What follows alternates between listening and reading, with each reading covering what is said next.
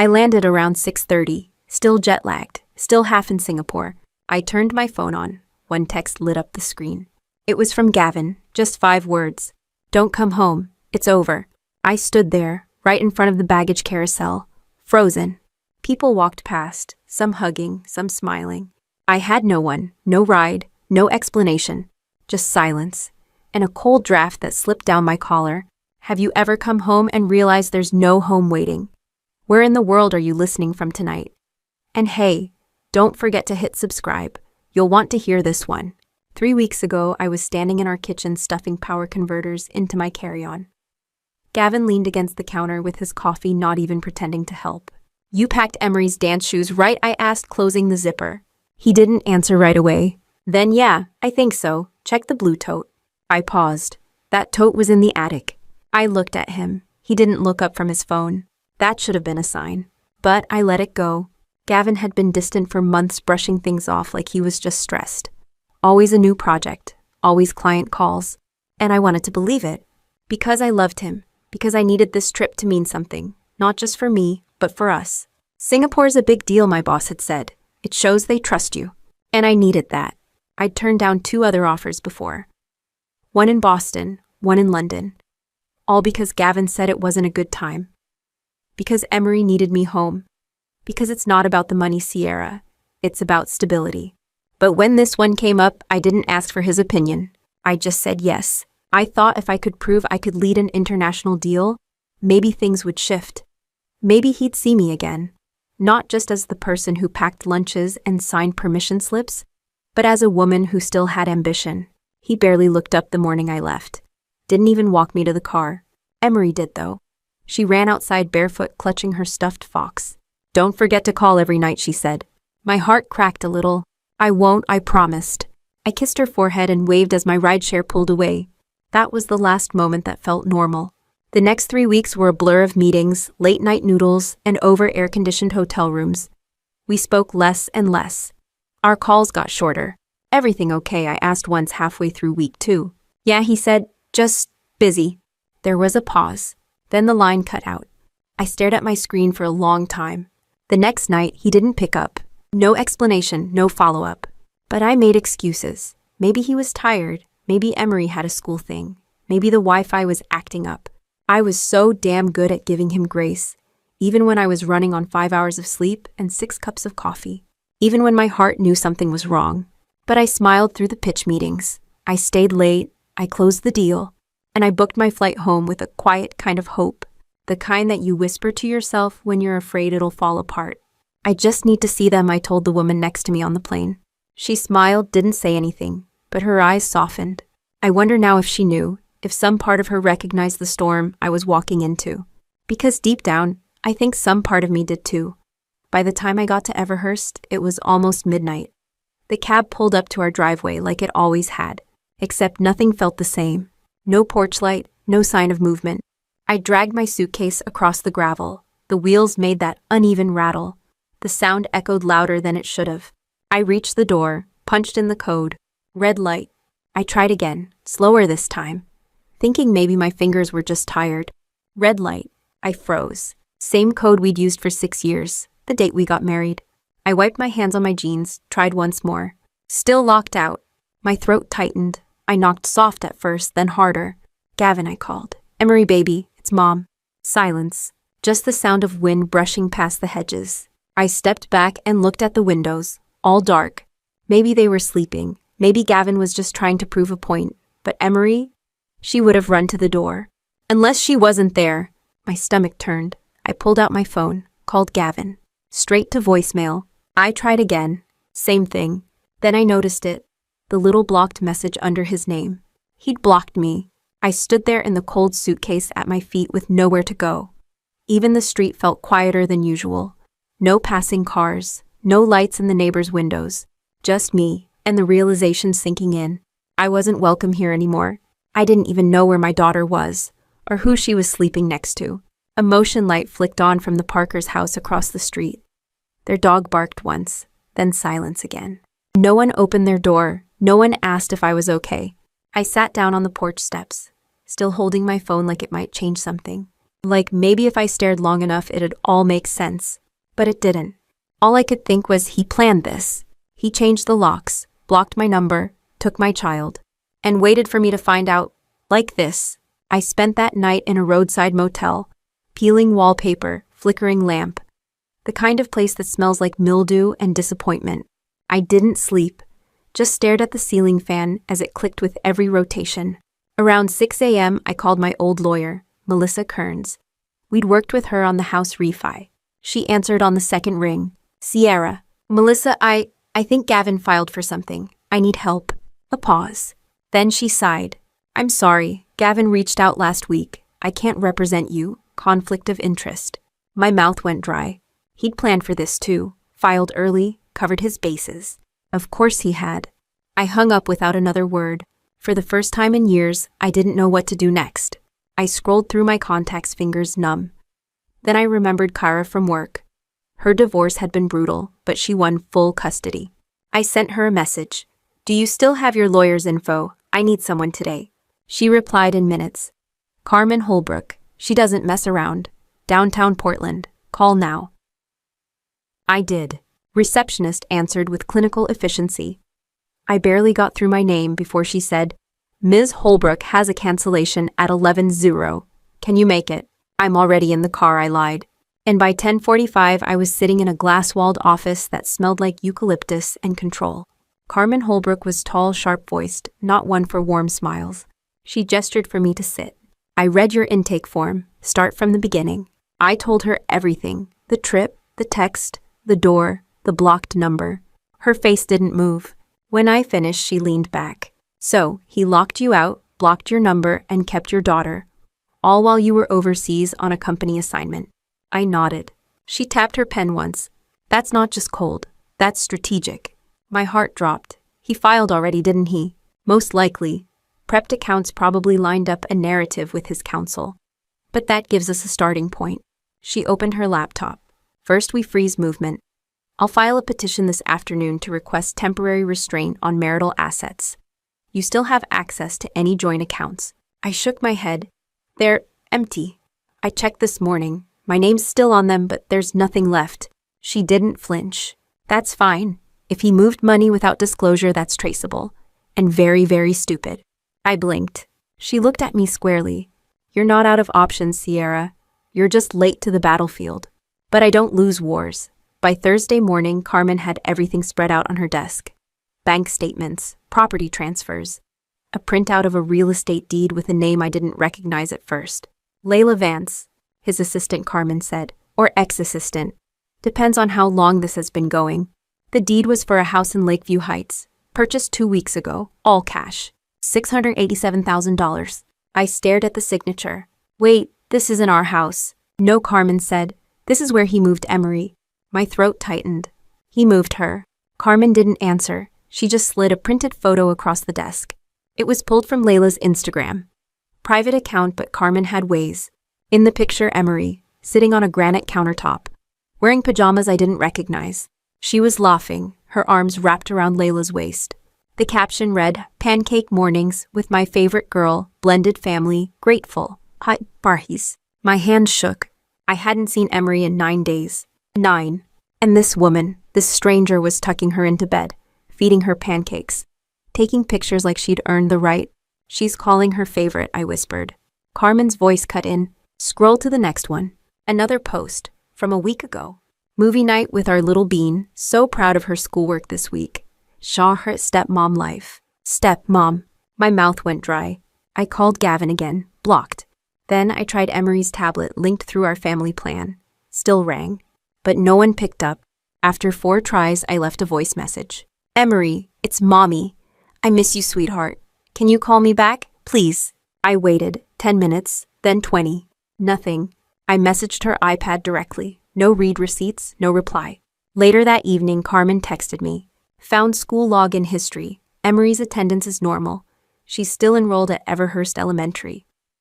So she was still here, still breathing the same air, still just a few miles away. But out of reach, Layla had slithered into my spot, in my house, with my child. And Gavin had let her. Worse, he planned it that way. They didn't just take my marriage. They were trying to erase me completely. Friday morning, the email came. Subject line: divorce terms. Response required within 72 HRs. I stared at it for a full minute before opening. Inside was a formal PDF. Header from a firm in Seattle. Mason and Kroll LLP. Representing Gavin Dorn. They weren't even trying to be subtle. The letter outlined his proposal. Full ownership of our current home. Primary custody of Emery, minimal spousal support. No mention of his new purchase with Layla. My hands shook as I scrolled. It read like a business termination, like I was some employee being quietly phased out. At the bottom: we expect your client's signature within 72 hours to avoid escalation. I forwarded the email to Carmen without comment. 5 minutes later, she called. Open a bottle, she said. This is the best news we've had all week. I blinked. What? They just admitted everything in writing, she said. No shared custody offer. No accounting for joint assets. That's a red flag in any judge's eyes. I still felt like I was drowning. Carmen didn't. This is exactly the overreach I hoped for. He's arrogant. He thinks you'll panic and sign. I looked at the clock. It had been 6 days since I'd seen my daughter. 6 days since Gavin stripped everything away. I was done panicking. What do we do next? I asked. We file temporary custody. We issue a discovery demand for all accounts and transfers. And I could hear the smile in her voice. We freeze everything that's still in his name. My heart beat faster. We can do that? We will, Carmen said. And fast. If he wants a war, he just got one. I looked back at the email, his lawyer's tone, his assumptions, his timeline. 72 hours. Fine. He'd have his answer, but not the one he expected. For the first time since I'd landed, I felt steady. Not calm, not okay, but ready. That night I sat on the floor of my rented apartment. No rugs, no couch. Just me and a folding chair I bought from Target. I stared at the framed photo in my lap. Our wedding. Gavin had his arm around me. We looked young, confident, unbreakable. Lies age badly. I traced the glass with my thumb, then flipped the frame face down. The silence in that room, it was different than the silence on Gavin's porch. This one was mine. I pulled out Emery's old drawings, ones I'd packed for the trip. Her stick figures, hearts with mommy scribbled in pink crayon. But none of them looked like the little girl in Layla's kitchen. That Emery wore different pajamas, had different laughter. She was learning how to forget me, and he was teaching her. My breath hitched, just once. Then it steadied. I opened my laptop, typed one line to Carmen. Do everything. Don't hold back. I hit send, closed the photo album, and for the first time since that airport, I didn't feel like something had been taken from me. I felt like I was coming to collect. No more hoping. No more wondering if he'd regret it. This wasn't about Gavin anymore. It was about getting my daughter back, and making damn sure he'd never take anything from me again. Monday morning, Carmen filed everything. Emergency custody motion, discovery demands, asset freeze petitions. The clerk barely blinked. Apparently, we weren't the first war of the week. By noon, Gavin's lawyer had already responded, condescending and smug. Your client is clearly emotionally unstable, the email read. Mr. Dorn has provided a stable home for the minor child, and we expect full cooperation moving forward. Carmen snorted. They're scared. That's panic behind pretty words. We set a meeting for Thursday. His lawyer suggested it. A calm discussion, they said, to avoid court escalation. I agreed. But Carmen was already planning what we'd bring to the table. Let him think we're considering settlement, she said. It'll make the truth sting harder. That night, I sat with my laptop and dug. Emails, receipts, calendar entries Gavin never thought I'd still have access to. Back when we shared everything, including a synced cloud account. He must have forgotten, because there they were, dozens of messages between him and Layla. Some months old, some during my trip. One dated exactly 2 days before I landed. Layla? Are we sure she won't fight for Emery? Gavin, she doesn't have it in her. She'll fold. She always does. My jaw clenched. I forwarded the thread to Carmen. Her reply came quick. Perfect. That's premeditation, control of narrative, strong for family court. The next day I bought a new blouse. Nothing fancy, just enough to look stable, composed. I wore it Thursday morning when we walked into that polished conference room. Gavin was already there. Gray blazer, cuffed sleeves. The same fake smile I'd seen him wear to networking events. He didn't stand. just nodded like this was some business check-in. His lawyer introduced herself, gestured to the table. We appreciate you coming in. It's best when both parties act like adults. I didn't speak. Carmen did. We're here to listen. That's all for now. Gavin's lawyer launched into her pitch. Custody schedules, financial divisions, some offer of bi-weekly visitation if I agreed to stability. I almost laughed, but I didn't. Instead, I glanced at Gavin. He looked relaxed, in control, like he'd already won, like the pieces were moving just as he planned. I let him feel that. Let him finish. Let them think this was going to be easy. And then, Carmen slid a folder across the table. In the interest of transparency, she said smoothly, "We've brought documentation of Mr. Dorn's recent financial activity." Gavin's eyes narrowed. Inside were screenshots, bank transfers, emails, Instagram posts, and that one message to Layla, "She'll fold." His lawyer flipped through the pages, her lips tightened. Gavin didn't look so confident anymore. Carmen leaned back. We're still open to discussion, but any agreement moving forward will need to reflect full disclosure and parental integrity. No one spoke for a full 10 seconds. Then Gavin cleared his throat. "This is petty. Sierra, come on. You're dragging this out." I met his eyes, and for the first time I didn't feel small. "No," I said. "I'm just getting started." By Friday afternoon we had momentum. Carmen had filed subpoenas for Gavin's secondary accounts, one in the name of Orhihar. Red Pine Holdings, a shell company barely disguised. And guess who the listed managing partner was? Layla Vance. Same woman posting pancake selfies with my daughter. Same woman who'd somehow managed to buy a $687,000 home on a preschool teacher's salary. I sat across from Carmen as she flipped through wire transfers. "This one's the key," she said, tapping the page. $140,000 moved out of the joint account on February 11th, while you were in Singapore running a sales floor at 3:00 a.m. I clenched my jaw. That's the same day I missed Emery's school recital. Carmen looked up. "Want to really hurt him?" I nodded. She smiled, tight professional. "Let's notify the school. He moved your daughter without consent. We'll issue a temporary block on any further change in custody until we get a court review." "You can do that." "We already did. Principal should be receiving a copy within the hour." I blinked. "Wow." Carmen raised an eyebrow. "You're still thinking like a wife, Sierra. Start thinking like a mother in a fight. We don't ask permission. We protect." That night, Gavin's lawyer called Carmen directly. I sat beside her listening on speaker.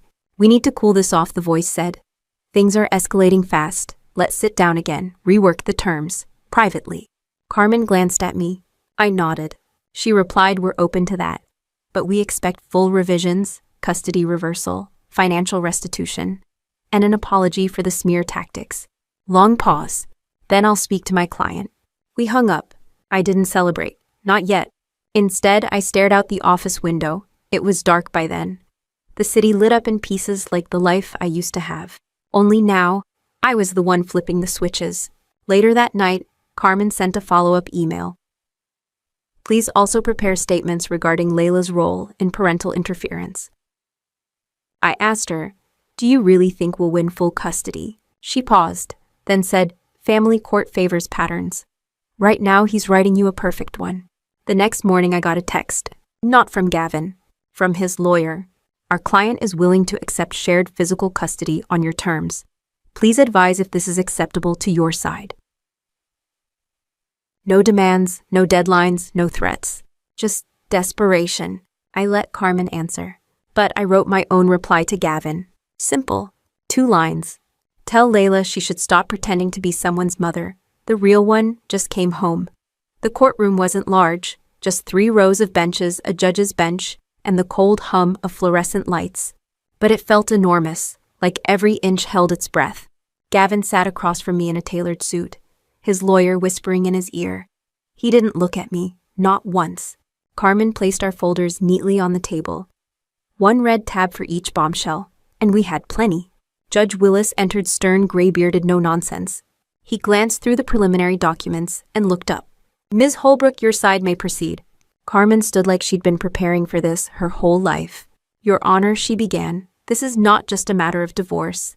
It's about a mother who returned from overseas to find her child relocated, her home locked, and her marriage erased without process, without consent. and with calculated deception.